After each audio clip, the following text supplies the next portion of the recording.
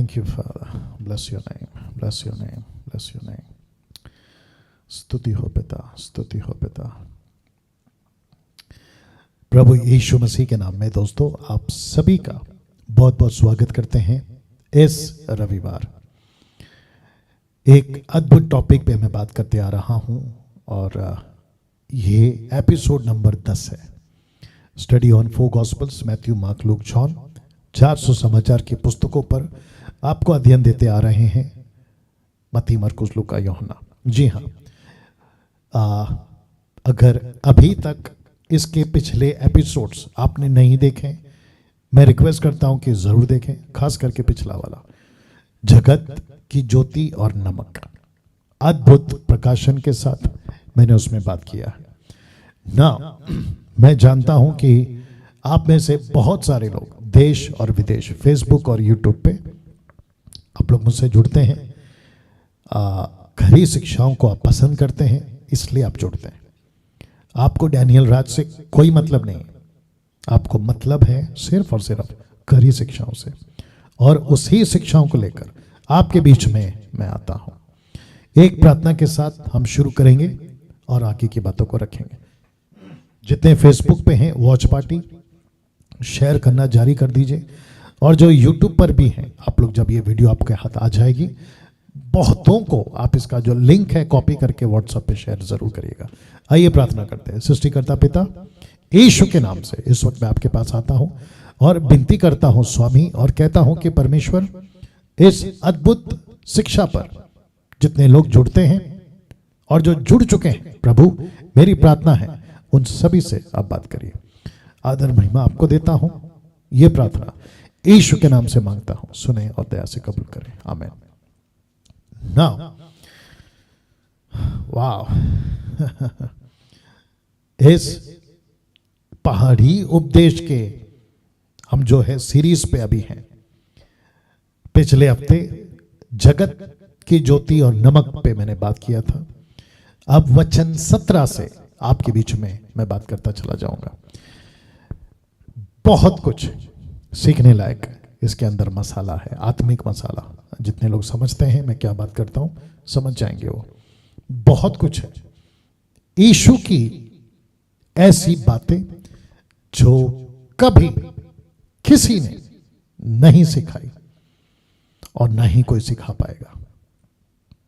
इसको ऐसा पहाड़ी उपदेश कह सकते हैं जो आउट ऑफ द बॉक्स जाकर तब की शिक्षा थी बिल्कुल विपरीत, टोटल उल्टा। जो शास्त्री फरीसी सिखाते थे, यीशु की बातें टोटल अपोजिट। और यही वजह थी कि चेले इसको डाइजेस्ट नहीं कर सके। कई चेले तो यीशु को छोड़कर भी चले गए। शास्त्री फरीसी हाथ में पत्थर उठा लेते थे यीशु को मारने के लिए, ऊपर से फेंक देंगे, ऐसी बातें करते थे। ऐसी बातें जो किसी महापुरुष या कोई महात्मा नहीं सिखा पाया और नहीं सिखा पाएगा, उसके अंश कुछ हफ्तों से रखता आ रहा हूं। उसी कड़ी में अब ये बातें रख रहा हूं। तो सबसे पहला वचन 17, यीशु क्या कहता है, जरा शब्द पे ध्यान दीजिएगा। लिखता है, ये ना समझो कि मैं व्यवस्था या भविष्यवक्ताओं की पुस्तकों को लोप करने आया हूं। दूसरे शब्दों में, मैं इसको वैनिश, डिसअपियर या किसी प्रकार से खत्म करने नहीं, बल्कि पूरा करने आया हूं। कौन सी बातें? 2 बातें। एक व्यवस्था, दूसरा भविष्यवक्ताओं की बातें। टोटल 21 से 22 माइनर और मेजर प्रॉफिट्स ओल्ड टेस्टमेंट में आपको मिल जाएंगे, जिन्होंने यीशु की बातों को लेकर रखा था कि वो मसीहा पैदा होगा, मसीहा आएगा। उसमें दानियल है, यशाया है, यर्मिया है, हिजकियेल है, और भी कई लोग। तो यीशु ने ऐसा नहीं कहा कि मैं व्यवस्था को खत्म कर रहा हूं, नहीं, उन्होंने कहा मैं उसको पूरा करूंगा। क्यों? मैं रखूंगा आगे। यीशु अकेला तब, अब, आगे भी नहीं मिलेगा यीशु जैसा जिसने व्यवस्था को कंप्लीट किया है। कोई महापुरुष, कोई महायाजक नहीं आया जिसने व्यवस्था को पूरा किया, लेकिन एक अकेला मात्र यीशु, उसने व्यवस्था को पूरा किया। और जो प्रॉफिट्स थे उन्होंने यीशु के बारे में जो कुछ कहा डॉट टू डॉट यीशु ने उसको कंप्लीट किया। फिर वचन 18, लोभ करने नहीं परंतु पूरा करने आया हूं, क्योंकि मैं तुमसे सच कहता हूं कि जब तक आकाश और पृथ्वी टल ना जाए तब तक व्यवस्था में से एक मात्रा या बिंदु भी बिना पूरा हुआ नहीं टलेगा। मैं डॉट टू डॉट उसको फिनिश करूंगा। यीशु का स्टेटमेंट, क्या जज्बा, क्या कॉन्फिडेंट, क्या यकीन के साथ यीशु ने बोला। पता है क्यों? मैं रखूंगा। आपको याद है जब लूका इसी घटना को लिख रहा था, लूका के 4:21 में, मैं भी रखूंगा, तो यीशु की बात 18 से वो शुरू करता है कि मुझ पर परमेश्वर का अभिषेक है सुसमाचार सुनाने के लिए। कुछ लोगों को याद आ गया कफरनहूम, या तो कैसे कहा देखो, पढ़ने के बाद कहता है तब वह उनसे कहने लगा कि आज ही यह लेख तुम्हारे सामने पूरा हुआ। Can you believe this? आज यह लेख तुम्हारे सामने पूरा हुआ। तो यीशु ने यशाया 61:1 जब उनके सामने पढ़ा तो यीशु कहता है आज ये पूरा हुआ। वैसे ही मैं आपको बता दूं कि गलतियों 4:4 में पौलुस ने क्या कहा, परंतु जब समय पूरा हुआ तो परमेश्वर ने अपने पुत्र को भेजा जो स्त्री से जन्मा, क्यों? और व्यवस्था के अधीन पैदा हुआ। तो यीशु ने व्यवस्था को लोप नहीं किया, यीशु ने व्यवस्था को कंडम नहीं किया, बल्कि यीशु ने उसको पूरा किया। यही तो लिखा ना वचन 18 में, लोप करने नहीं परंतु पूरा करने आऊं। और मैं आपको रेफरेंस बता चुका हूं ना। पास्टर डैनियल व्यवस्था और भविष्यवक्ताओं की बातों को, पुस्तकों को लोप करने नहीं आया।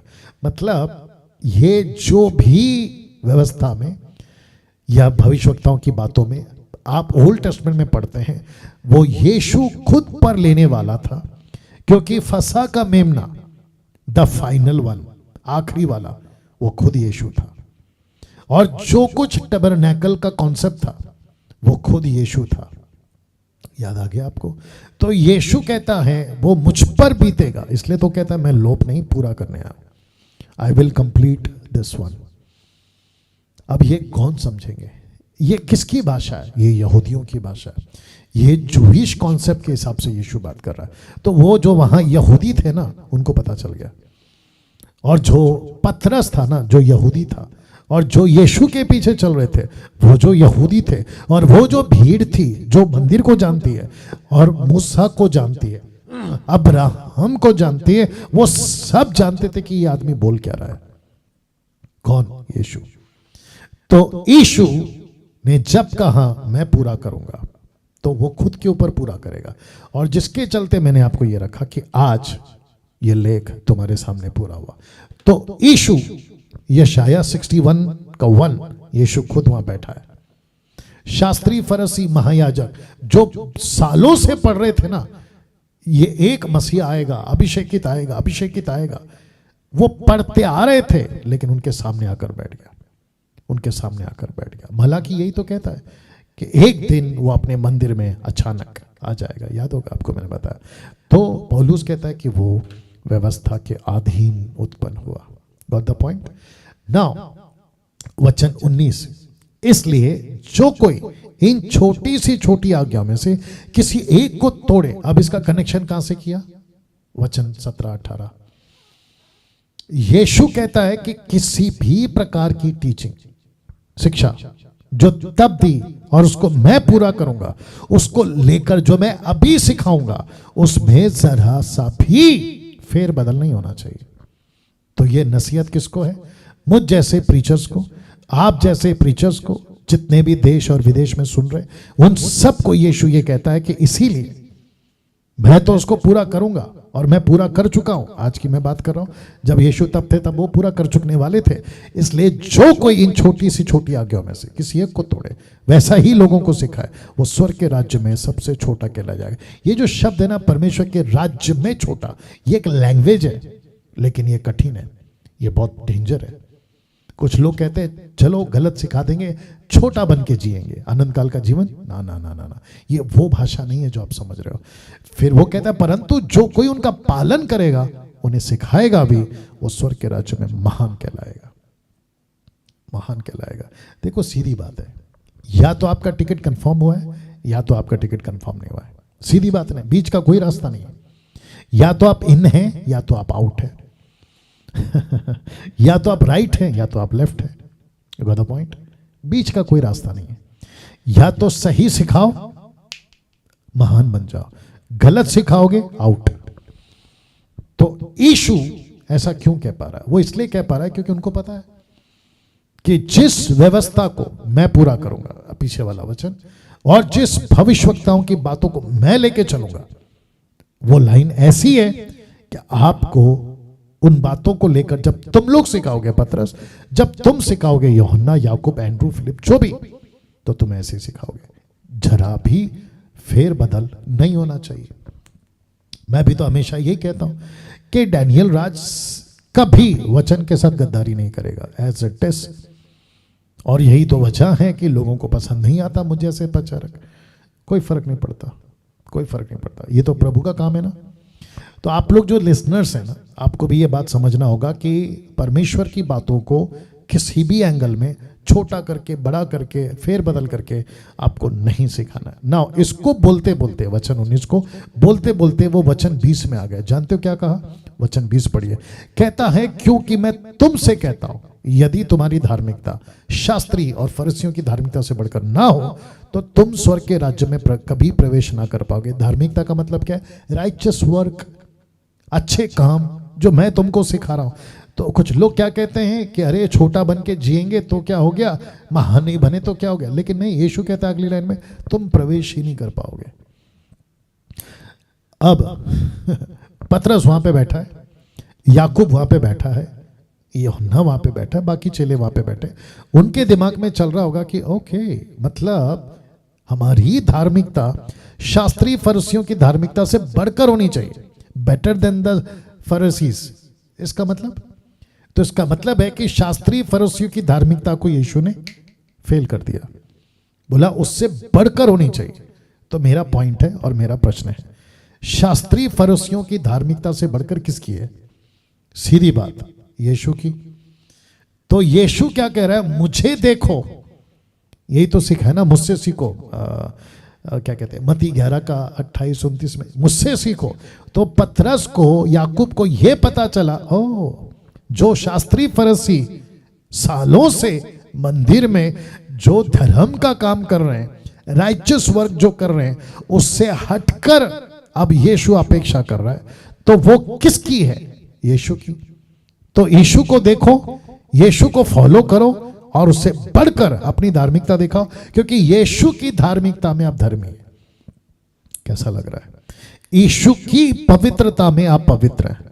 तो इसका मतलब यह हुआ कि तुम जब ऐसा करोगे तो स्वर्ग के राज्य में प्रवेश करने पाओगे, अगर नहीं हुई तो नहीं करने पाओगे। अब पतरस के सामने चैलेंज है, बाकी चेलों के सामने चैलेंज है। तो उन्होंने बोला ओके, हम कैसे करें? यीशु ने उनको सिखाया, मुझसे सीखो। यही तो लिखा है ना मत्ती 11:28-29 में, मुझसे सीखो, मैं सिखाऊंगा। और सिखाया उन्होंने। ओके नाउ, इसको कहते कहते अब वो पहुंच गए लेवल ऊपर। क्या है? देखो, बात हो रही है धार्मिकता की, बात हो रही है सीखने की, बात हो रही है शिक्षा की, बात हो रही है व्यवस्था की। वापस आपको पीछे ले जाता हूं, बात हो रही है व्यवस्था की। ये देख लो, भविष्यवक्ताओं की बातों की। कहते कहते कहते कहते वो आ गए वचन 19 में, और वो कहते कि कुछ भी गलत नहीं सिखाना। ऐसे कहते कहते वो आ गए, जब तुम सही सिखाओगे धार्मिकता सही होगी, अगर नहीं हुई तो स्वर्ग के राज्य में प्रवेश नहीं करोगे। तो वो लेवल आगे गए। वो कहते तुम सुन चुके हो। कहां? मंदिर में। तुम सुन चुके हो, किससे? मूसा से। तुम सुन चुके हो, पढ़ चुके हो तोरा में, यानी कि 5 किताबें मूसा की। वाह, तुम सुन चुके हो। तो जब तुम सुन चुके हो तो क्या सुन चुके हो? कि पूर्व काल के लोगों से कहा गया था। पूर्व काल क्या कहा गया था? कि हत्या ना करना, हत्या ना करना। 6वां पॉइंट 10 आज्ञाओं का, हत्या ना करना। जो कोई हत्या करेगा वह कचहरी में दंड के योग्य होगा। ये तुम सुन चुके हो। अब यीशु कहता है उससे बढ़कर तुम्हारी धार्मिकता होना चाहिए। कैसे? उससे बढ़कर तुमको सिखाना है। कैसे? उससे बढ़कर तुमको नबियों की किताबों को फॉलो करना है, जो मैं पूरा करूंगा। कैसे? कहता है परंतु वचन 22, एक सेकंड दीजिए, इसको पढ़िए आप लोग। या परंतु मैं तुमसे कहता हूं, वो कहता है कि मैं तुमसे कहता हूं कि जो कोई अपने भाई पर क्रोध करेगा वह कचहरी में दंड के योग्य होगा, और जो कोई अपने भाई को निकम्मा कहेगा वो महासभा में दंड के होगा। तो यहां पे क्या कहा? तुम सुन चुके हो कि पूर्व काल के लोगों से क्या गया था? कहा गया था कि हत्या ना करना। यहां हत्या छोड़ो, यहां पे कहता है गुस्सा करोगे, क्रोध। अब मैं इसको थोड़ा सा खुल के आना चाहता हूं। आपको पता है, आप जब चर्च जाते हैं, आपस में आप जब मिलते हो, वहां आप कैसे हो? अपने भाई पर क्रोध। आप जब सोशल मीडिया पे किसी को सुनते हो, मुझ जैसे को, वहां पे क्रोध। तो कहता है कि अगर कोई क्रोध करता है बेमतलब का, आत्मिक क्रोध नहीं, शारीरिक क्रोध की बात कर रहा हूं, फिजिकल एंगर, वो कचहरी में दंड के योग्य होगा। जो कोई अपने भाई को निकम्मा कहेगा वो महासभा में दंड के योग्य होगा। और ये वाला जो कोई कहे अरे मूर्ख, वह नरक की आग के दंड के योग्य। अब ये टीचिंग देखिए आप, मैं आपको बताता हूं यीशु ने क्यों कहा। पहली बात आपको मैं बताते आ रहा हूं कि ये सब 5वें अध्याय की स्टोरी है या घटना है। 4थे अध्याय में यीशु कहां थे? यरूशलेम, गलील, कफरनहूम। लूका के हिसाब से यीशु मसीह मंदिर में या शास्त्री फरीसी महायाजकों को मिल चुके हैं। यूहन्ना के हिसाब से 2 अध्याय में वचन 12, 13, 14 से आगे, वो मंदिर में कोड़ा बनाकर मंदिर में बेचने वालों को बाहर निकाल चुके हैं। ये टोटल सिनारियो आपके दिमाग में रखिए। और वो कह रहा है कि यहां पे मंदिर भी है लेकिन तुम लोग गुस्सा भी कर रहे हो, यहां पे तुम लोग आराधना भी कर रहे हो लेकिन एक दूसरे को गालियां बक रहे हो, निकम्मा कह रहे हो, मूर्ख कह रहे हो। अभी शब्द फुलिश, मूर्ख, ये इंडिविजुअल है। लेकिन अभी कुछ लोग बीच में मुझे बोले भी थे कि पास्टर डैनियल आपके मुंह से हमने बहुत बार मूर्ख सुना है, फिर वो क्या? तो मैं आप लोगों को बता दूं कि मैं जब शब्द यूज करता हूं मूर्ख, तो उसका मतलब होता है परमेश्वर के राज्य के लिए। यहां पे जो मतलब है वो हो गया व्यक्तिगत। कैसे? मैं आपको बताता हूं। ये यीशु है। यीशु ने क्या कहा? देखो, हे मूर्खों। अगर यीशु यहां कहता है कि किसी को मूर्ख मत कहो क्योंकि नरक में जाओगे, तो मैं आपको पूछूं कि यीशु ने खुद कहा हे मूर्खों और अंधों, कौन बड़ा है? तो क्या यीशु नरक जाएगा? नहीं। तो शब्द मूर्ख जब हम कहते हैं तो उसके पीछे मनसा क्या है? बीच में एक विचित्र प्राणी है मुंबई का, उसने इसको लेकर कंट्रोवर्शियल किया था, मैंने उसको जवाब भी दिया। आप लोग जानते हैं मैं किसकी बात कर रहा हूं, ठीक है ना? तो ऐसा मूर्ख कहना जो व्यक्तिगत है वो गलत है, लेकिन परमेश्वर के राज्य में जो मूर्खता चलती है मैं उसको कहता हूं हमेशा। तो यहां पे यीशु ने कहा मूर्ख, और यहां पे पौलुस ने कहा हे निर्बुद्धियों। इंग्लिश ट्रांसलेशन है फुलिश, गलीशियंस, फुलिश। तो यीशु भी नरक जाएगा क्या? बिल्कुल नहीं। पौलुस भी नरक जाएगा क्या? बिल्कुल नहीं। आते अपने टॉपिक के ऊपर। आप जब मंदिर में हो, आप जब यहूदियों के बीच में, मैं उस वक्त की बात कर रहा हूं, तो उस वक्त यीशु ने देखा शास्त्रियों को, फरीसियों को, पतरस को देखा, याकूब को देखा, बोला ओ तुम लोग सब ठीक कर रहे हो, लेकिन तुम्हारी धार्मिकता, तुम्हारी राइचियसनेस शास्त्री फरीसियों से बढ़कर अगर नहीं हुई तो भूल जाओ। तो पतरस को या बाकी चेलों को समझ में आ गया, बोला ओके, अब ये गुरु यानी यीशु जो सामने बैठकर हमको सिखा रहा है, ये वो है जो मंदिर में सिखाते हैं, ये उससे अलग है। यीशु की टीचिंग, यीशु का प्रचार टोटल डिफरेंट है। उनको वहां से पता चलना शुरू हो गया।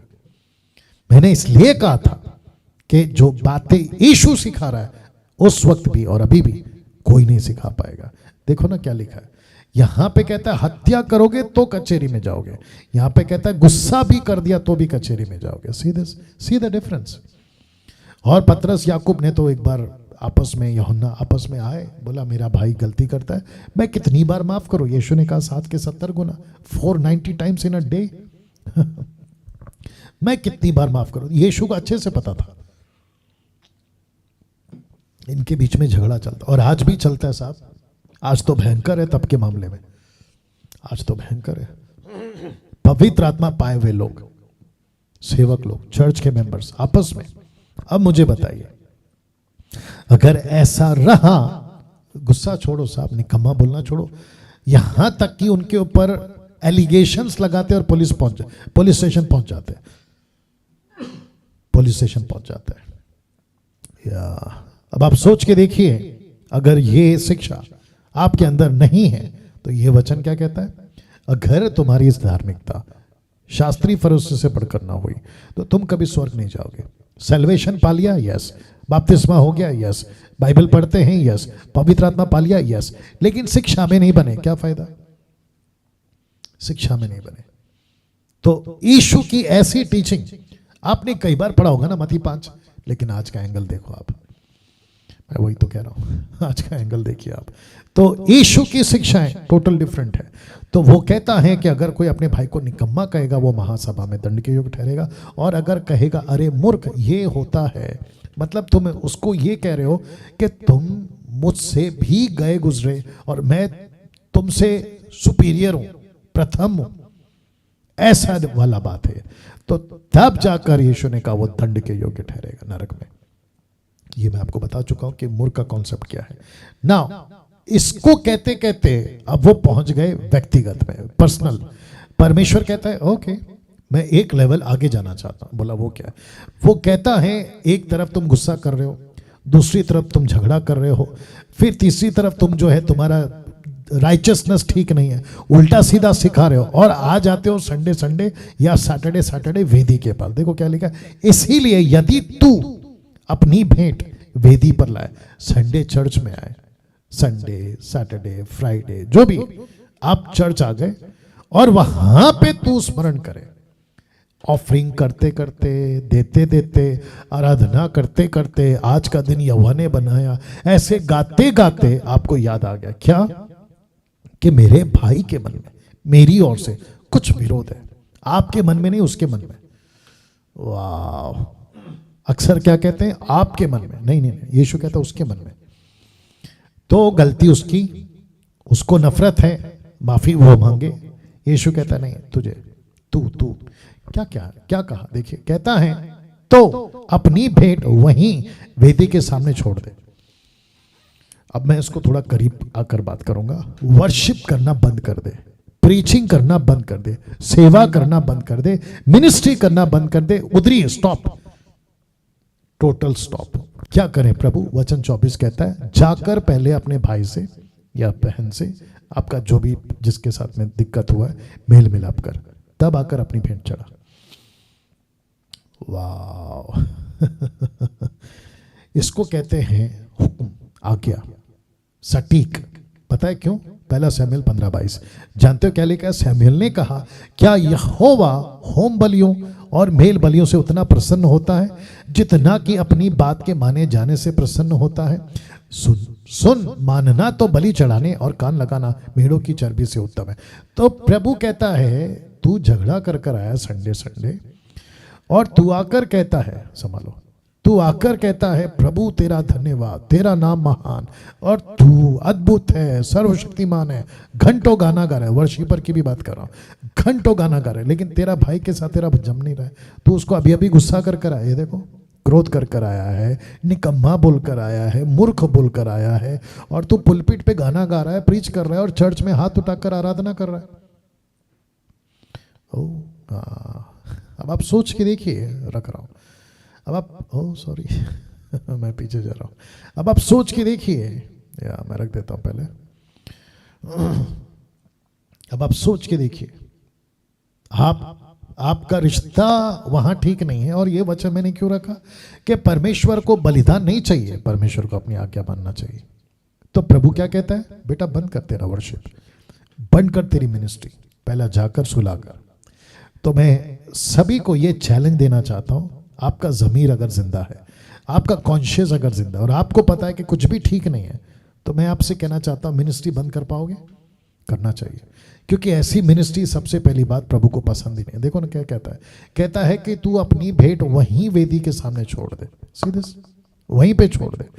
अगर आप नहीं करते हैं और अर्पण चढ़ाए जा रहे हैं तो ये वचन आपके लिए नहीं चाहिए। परमेश्वर को आपका वर्शिप नहीं चाहिए, आपकी मिनिस्ट्री नहीं चाहिए, किसी प्रकार का काम। वो कहता है मेरे को पसंद नहीं है, मुझे आज्ञा पालन होना पसंद है। मुझे परमेश्वर कहता है कि मेरे को तेरी आज्ञा पालन चाहिए। वाह, कैसा लग रहा है दोस्तों, सोच के देखिए आप। तो इसका मतलब ये हुआ कि मुझको और आपको, परमेश्वर को मैं प्यार करता हूं, ऑफ कोर्स अच्छी बात है। मैं प्रभु की सेवा करता हूं, ऑफ कोर्स अच्छी बात है।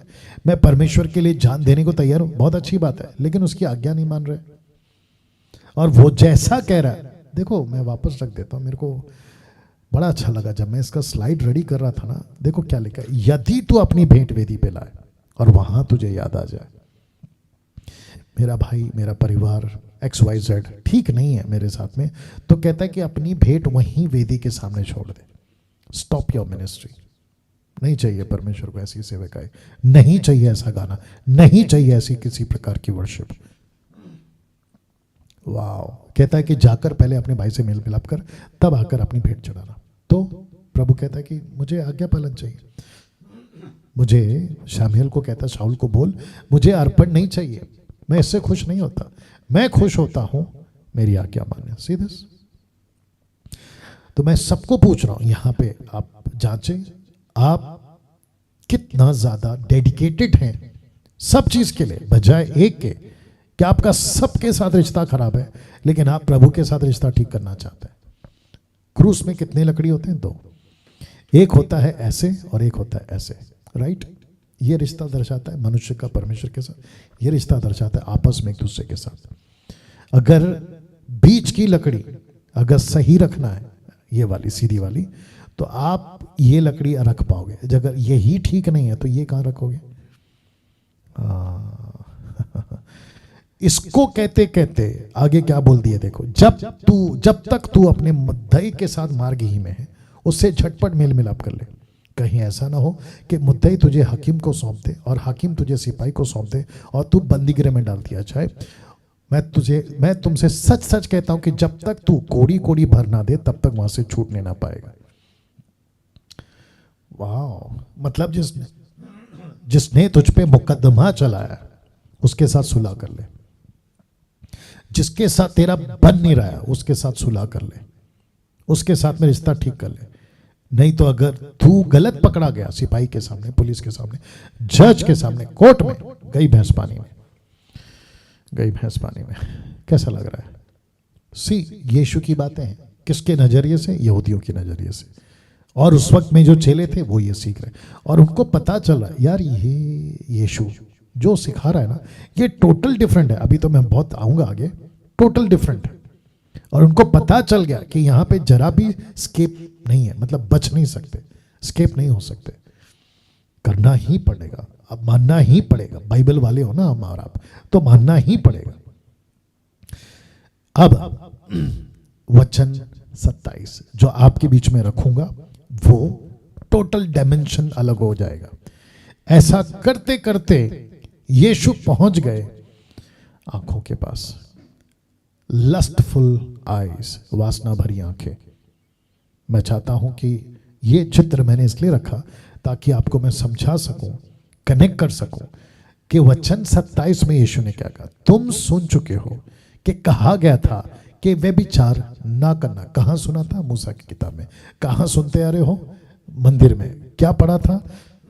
तोरा की किताब में हर सैटरडे को ये वाली बातें तुम सुन चुके हो। कहा गया था कि व्यभिचार ना करना। अच्छा, सुन चुके हो क्यों लिखा? पढ़ चुके हो क्यों नहीं? क्योंकि मैं आपको पहले भी बता चुका हूं, अभी फिर बता देता हूं कि तोरा, मूसा की किताब, उस वक्त में सबको नहीं दी जाती थी पढ़ने, वो मंदिर में ही होती थी। महायाजक अकेला पढ़ेगा और जितने दर्शक है वो सुनेंगे। तो इसलिए यीशु कहता है तुम सुन चुके हो, लेकिन अब क्या है? हम पढ़ रहे हैं, सुन भी रहे हैं और पढ़ भी रहे हैं। एनीवे, तुम सुन चुके हो कि कहा गया था कि व्यभिचार ना करना, परंतु मैं तुमसे कहता, अब एक लेवल आगे। इसलिए यीशु ने क्या कहा? शास्त्री और फरीसियों की धार्मिकता से बढ़कर, अगर वो गुड है तो तुमको बेटर बनना है। उनको कैंसिल करके बोला एक लेवल आगे। तो कहता है कि परंतु मैं तुमसे कहता हूं, अब मेरी सुनो, क्योंकि मैं पूरा करने आया ना व्यवस्था को, मेरी सुनो, कि जो कोई किसी स्त्री पर कुदृष्टि डाले, कुदृष्टि का मतलब आप समझते, गलत नजर से, गलत तरीके से डाले, वह अपने मन में उससे व्यभिचार कर चुका। पहला क्या था? करोगे तो व्यभिचार है।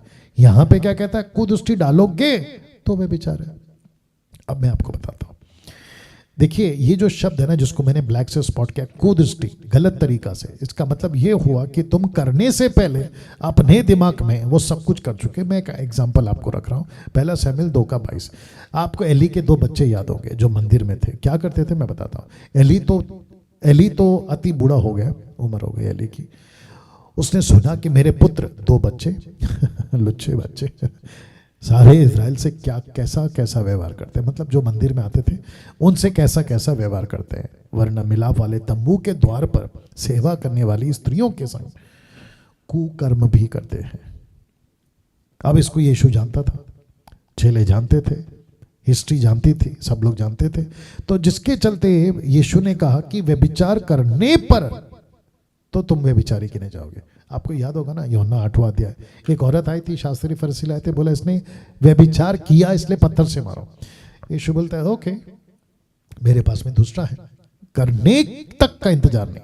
कहता है कि अगर कुदृष्टि डालते हो तो तुमने अडल्ट्री कर लिया। अब मुझे बताइए, शास्त्री फरीसियों से बढ़कर टीचिंग हुई कि नहीं हुई? तो पतरस को समझ में आया कि बोला ओह, इसका मतलब ये हुआ कि करने तक का तो छोड़ दो, सोचने तक पे अटैक है, सोचने तक पे अटैक है। अब आप सोच के देखिए कि ऐसी टीचिंग, इसलिए जीसस ने क्या कहा उसी 5:19 में, जरा भी नीचे ऊपर करके नहीं सिखाना, जैसे कह रहा हूं वैसा ही सिखाना। तो पतरस के ऊपर, पौलुस के, माफ करें, याकूब के ऊपर, यूहन्ना के ऊपर ये रिस्पॉन्सिबिलिटी है कि हमको टीच कैसे करना है। और जितने भी बाइबल टीचर्स हैं, मैं उनको भी कहना चाहता हूं, जो मुझ जैसे ऑनलाइन टीचर्स हैं, मैं उनको भी कहना चाहता हूं कि आप कैसे सिखाते हो। तो शमूएल के टाइम का ये घटना था और उसने इसको रिकॉर्ड किया ना। इसको कहते कहते वो पहुंच गए 29 में। क्या कहते देखो, यदि तेरी आंख तुझे ठोकर खिलाए तो उसे निकालकर अपने पास से फेंक दे। अब इसको आप लिटरली पढ़ोगे ना तो ऐसा लगता है कि आंख ही निकालना है। नहीं नहीं नहीं नहीं, यहां पे बात हो रही है जिस वजह से ठोकर लगती है वो वजह को काटो। मैं आपको एक एग्जांपल देता हूं। आपको याद है दाऊद, हाँ, जब छत पे था तो उसने युद्ध पे जाना था, नहीं गया। उसने देखा एक स्त्री नहा रही है और उसने देखा, जो फर्स्ट देखा वो गलत नहीं था, लेकिन देखने के बाद उसने जो उसको रिएक्ट किया, यहां पे उसकी बात हो रही है। तेरे को ठोकर खिलाया किसने? आंख ने। आप shopping mall, bus stand, airport, सड़क पे किसी को भी देखते हो, वो गलत नहीं है। देखने के बाद आंख आपको ठोकर खिला रही है, वो वजह को काटो। You understand now? यदि तेरी आंख तुझे ठोकर खिलाए तो उसे निकालकर अपने पास से फेंक दे, क्योंकि तेरे लिए यह भला है कि तेरे अंगों में से एक नाश हो जाए और तेरा सारा शरीर नरक में न डल जाए। मतलब तू काना हो जा, ये बर्दाश्त है। वो वजह को काट दे, ये बर्दाश्त है, ताकि तू नरक में न जाए।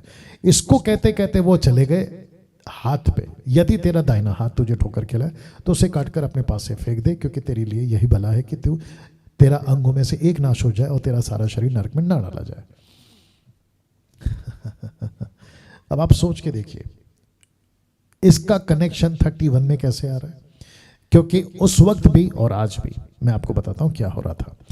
31 में कहते ये भी कहा गया था कि जो कोई अपनी पत्नी को त्याग दे तो उसे त्याग पत्र दे। अब आपको कनेक्शन मिल गया? जी हाँ, त्याग दे। परंतु मैं यह कहता हूं कि जो कोई अपनी पत्नी को व्यभिचार के सिवा किसी और कारण से छोड़ दे तो वह उसे व्यभिचार करवाता है। जो कोई उस त्यागी हुई से ब्याह करे वो व्यभिचार करता है। अब आपको समझ में आ गया? और ये क्यों कहा? क्योंकि ऐसा लिटरली वहां हो रहा था, सब मैस हो गया था, सब गड़बड़ में था। कभी उसका साथ, उसका साथ, इसका साथ। मंदिर की बात कर रहा हूं, यहूदियों की बात कर रहा हूं, उस वक्त में जो चल रहा था मैं तब की बात कर रहा हूं, क्योंकि यीशु उसी एंगल में सिखा रहे। शास्त्री फरीसियों से बढ़कर तुमको ऐसा सिखाना है, वो क्या कहते हैं वैसा नहीं सिखाना है। और आपको याद है ना मत्ती 23 में क्या कहा? वो जैसे करते हैं तुम नहीं करना। हाँ, वो क्या बोलते हैं वो सुनना, क्योंकि वो तोरा सिखा रहे हैं, लेकिन वो सिखाकर क्या करते उनके जैसा नहीं करना। याद हो गया? आ गया होगा आपको। वाह मैं बीच में बता रहा था ना, अमेरिका में सबसे ज्यादा केस कौन से पेंडिंग है? और जो अभी भी चलते हैं, 60% डिवोर्स के केस चलते हैं, 60%। भारत का भी सोच सकते हैं आप लोग, कल्चर अलग अलग तरीके का कल्चर है। और मैंने अभी सैटरडे को कहा था ना, सब चलता वाला कॉन्सेप्ट।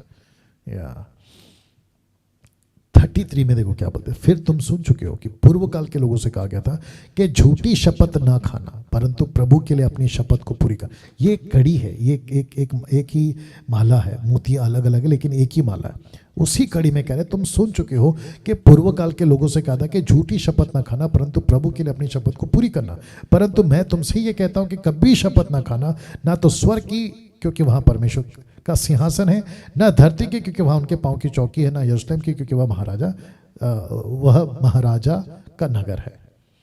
अपने सिर की भी शपथ ना खाना क्योंकि तुम एक बाल को भी ना उजाला ना काला कर सकते हो। ऐसा क्यों? इसका मतलब अभी आगे कहता है, तुम्हारी बात हाँ की हाँ या ना की ना। तो कॉन्सेप्ट ही खत्म हो गया कसम खाने का। ना इसकी खाओ ना उसकी खाओ, जो है वो है। ऐसा है तो ऐसा है, ऐसा नहीं है तो नहीं है। क्योंकि जो कुछ इससे अधिक होता है वह बुराई से होता है, वो बुराई से होता है। तो किसी की कसम खाने की नौबत नहीं आएगी। ये है ऐसा है और ये ऐसा है, ये सही है ये गलत है। जो इससे अधिक होता है,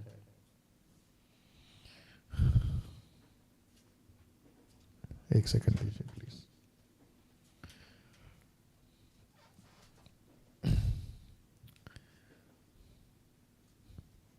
उसको ठीक करो।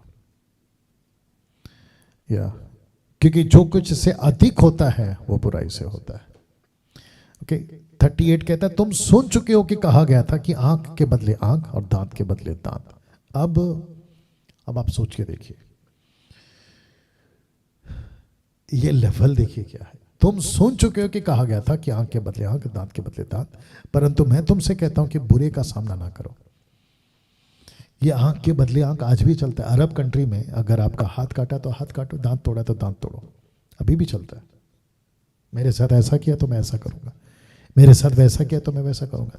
लेकिन यीशु क्या कहता है, परंतु मैं तुमसे कहता हूं कि बुरे का सामना ना करो। फर्स्ट ऑफ ऑल नहीं करना है अपने को।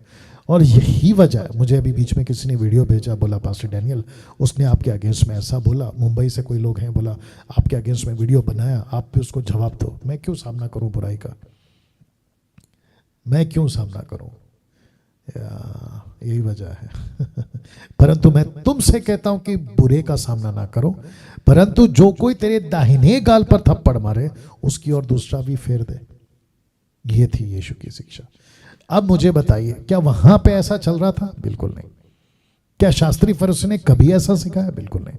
क्या इसके पहले कोई ऐसी किताब कोई लिख कर गया था कि ऐसा सिखाओ? बिल्कुल नहीं।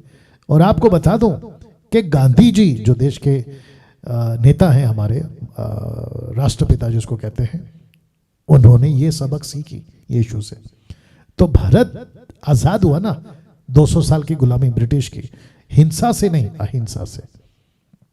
और इसके ऊपर तो पिक्चर भी बन गई है कि दादागिरी नहीं गांधीगिरी, याद आ गया होगा आपको। तो यीशु ऐसी शिक्षा दे रहा है जो वहां पे कभी किसी ने दिया। एग्जाम्पल के तौर पे अज्यूम करते हैं, कल्पना करते हैं, अज्यूम करते हैं कि आप 2000 पीछे चले जाओ, यरूशलेम पहुंच जाओ और वहां का महायाजक या याजक शास्त्री फरीसी प्रीच कर रहे संडे के दिन। एक आदमी ने हाथ उठाया, बोला शास्त्री फरीसी जी मेरा पड़ोसी ने मुझे थप्पड़ मारा, मैं क्या करूं? वो वहां से बोलेगा उसके गाल पे भी मार क्या? नहीं, आपको समझ में आ, रख देता हूं। परंतु तुम्हारी बात ओके 38 सुन चुके हो कि कहा गया था कि आंख के बदले आंख और दांत के बदले दांत। ये देखो ना, अगर उसने तेरा दांत तोड़ा तो भी दांत तोड़ दे, उसने तेरे ऊपर केस किया तो भी कर दे, उसने तेरा घर लूटा है तो भी उसका घर लूट ले। ये था। लेकिन यीशु आकर टोटल अलग। सबसे पहली बात, बुरे का सामना मत करो। अगर तेरे गाल पे थप्पड़ मारा है तो दूसरा दे दे। यहां नहीं रुके। 40 क्या कहता देखो, यदि कोई तुझ पर नलिश करके तेरा कुर्ता लेना चाहे तो दोहरा भी लेने देना। मतलब शर्ट ले लिया तो पैंट दे दे, पैंट ले लिया तो शर्ट दे दे। झंझट ही हटा, ले जा भाई, खुश रहे। You understand? अब मुझे बताइए ऐसी टीचिंग कौन देगा?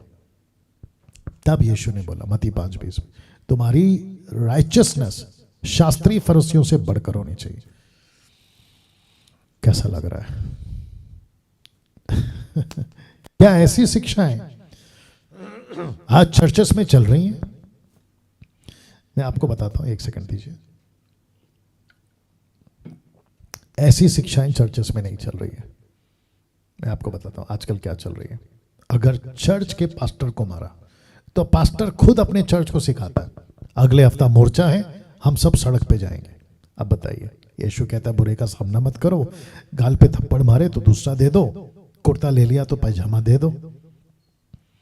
लेकिन ये पास्टर सिखाते हैं, सेवक सिखाते हैं, कुछ ग्रुप हैं, संगठन, क्या पता नहीं बोलते हैं लोग, मसीह संगठन सिखाते हैं बदले की भावना। बीच में कोई पंजाब का कोई प्रॉब्लम हुआ था, मैं सेवकों को, पंजाब के सेवकों के एक साथ लाइन में खड़े हुए, मुर्दाबाद मुर्दाबाद। अरे बाप रे, कैसे बोल सकते हैं मुर्दाबाद? बताइए। नेता मुर्दाबाद या पुलिस वाला मुर्दाबाद, पता नहीं क्या क्या लगा रहे थे।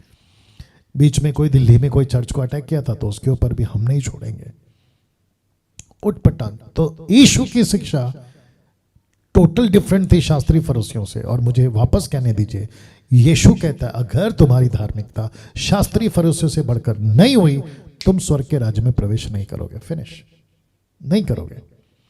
टीचिंग। अब मुझे बताइए, आपने कितनी बार पढ़ा इसको? बहुत बार। लेकिन ये एंगल, तो यीशु कहता है कि अगर कोई तेरे गाल पे थप्पड़ मारे तो मारने दे, दूसरा दे दे। 41 देखो क्या कहता है, जो कोई तुझे कोस भर बेकार में ले जाए तो उसके साथ 2 कोस और चला जा। जो कोई तुझसे मांगे उसे दे, जो तुझसे उधार लेना चाहे उससे मुंह ना मोड़।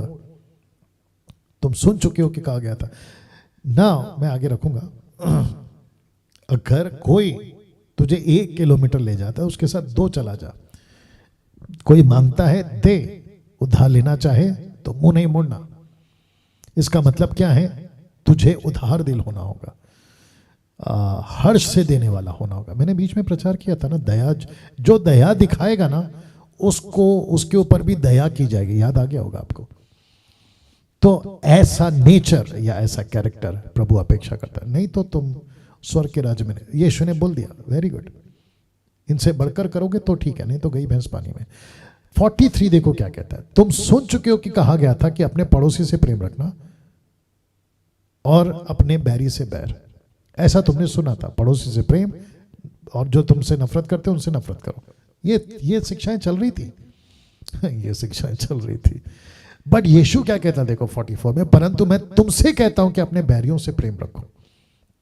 यहां पे क्या कहता है? पड़ोसी से प्रेम रखो और जो तुमसे नफरत करते उनसे तुम नफरत करो। क्या शिक्षाएं थी?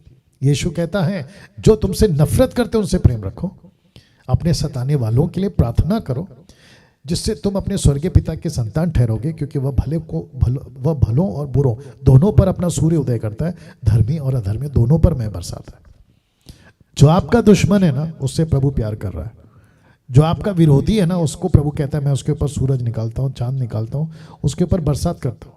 तू फिर नफरत क्यों कर रहा है? See this. अब मुझे बताइए, अगर ऐसी शिक्षाएं यीशु दे रहा है, अगर मैं आप यीशु के उस चेलों के झुंड में होते, हम तो अपना हाथ उठा लेते कि भाई हमसे नहीं होने वाला है। लेकिन क्या जज्बा था पतरस का? सुन रहे हैं, ओह वेरी नाइस। पतरस, याकूब, यूहन्ना सुन रहे, वो ले रहे हैं। तो यीशु जब ये कह रहा होगा तो क्या दबदबा होगा, क्या आवाज होगी उसकी, वहां का टोटल एटमॉस्फेयर कैसा हुआ होगा। First time total opposite teaching, first time.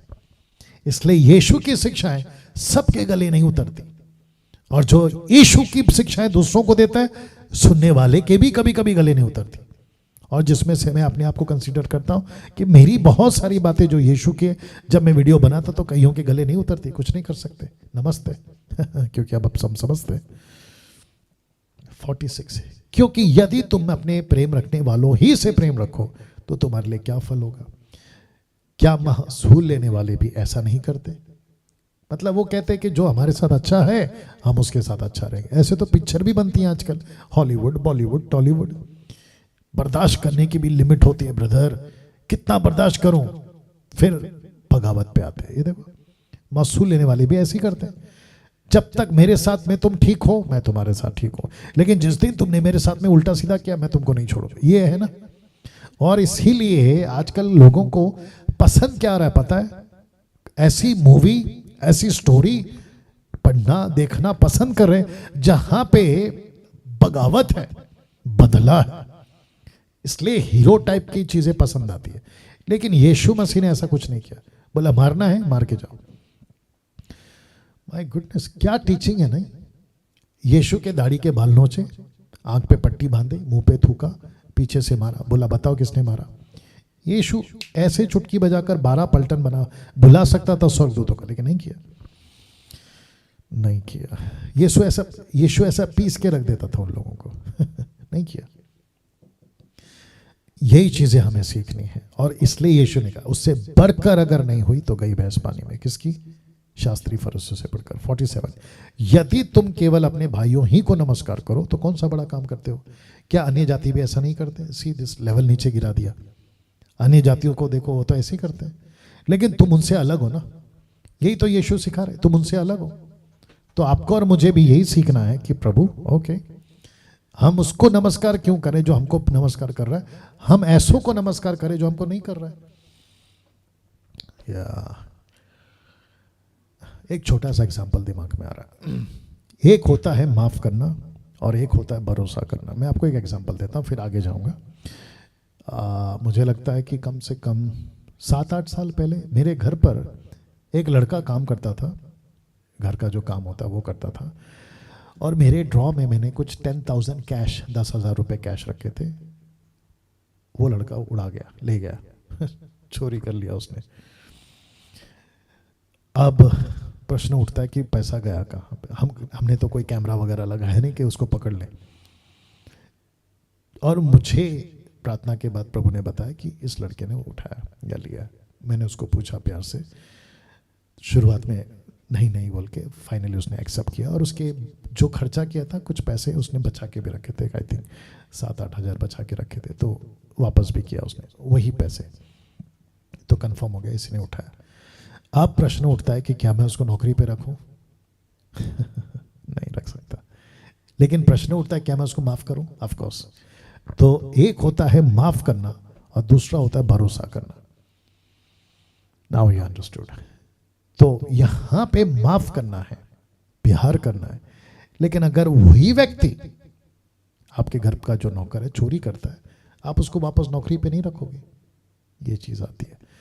तो मैं उम्मीद करता हूं कि आप ये कॉन्सेप्ट समझ गए होंगे कि आपकी शिक्षाएं, आपका नेचर, आपका रहन सहन, आपका उठना बैठना इस लेवल पे होना चाहिए। तब जाकर 48 कहता है इसीलिए चाहिए कि तुम सिद्ध बनो। इसको कहते हैं सिद्धता, जैसा तुम्हारा स्वर्गीय पिता सिद्ध है। ये यहाँ पे यीशु अपनी बात को खत्म कर रहे हैं। 5वां चैप्टर, 6 चैप्टर अगला हफ्ता आएगा। यीशु कहता है इसीलिए कि तुम सिद्ध बनो, परफेक्ट। कैसे? जैसा तुम्हारा स्वर्गीय पिता सिद्ध है। तो स्वर्गीय पिता क्या करता है? What would Jesus do?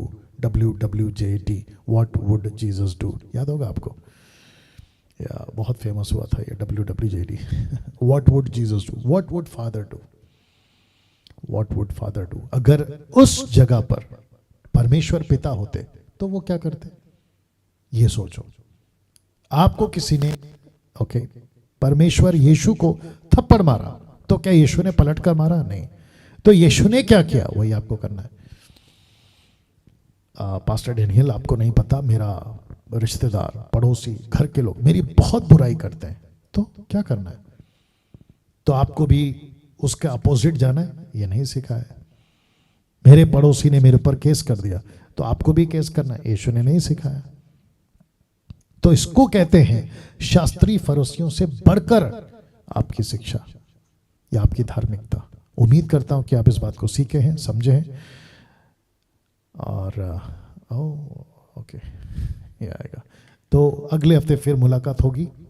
तो मैं समझता हूं कि इस चैप्टर से, चैप्टर 5 से आपने बहुत कुछ सीखा होगा। आइए एक प्रार्थना करते हैं। अनुग्रहकारी पिता, ये जितनी बातें हैं इसके ऊपर हम समझ सके, सीख सके, चल सके और अपने जीवन में लागू कर सके, ऐसी हमको कुव्वत दीजिए, ताकत दीजिए। आदर महिमा आपको देते हैं। ये प्रार्थना यीशु के नाम से मांगते हैं, सुने और दया से कबूल करें। चलिए दोस्तों, अगर आप फेसबुक पे अभी हैं, आपने मेरे पेज को और मसीह मंथन के पेज को लाइक नहीं किया तो ज़रूर करें, फॉलो करें।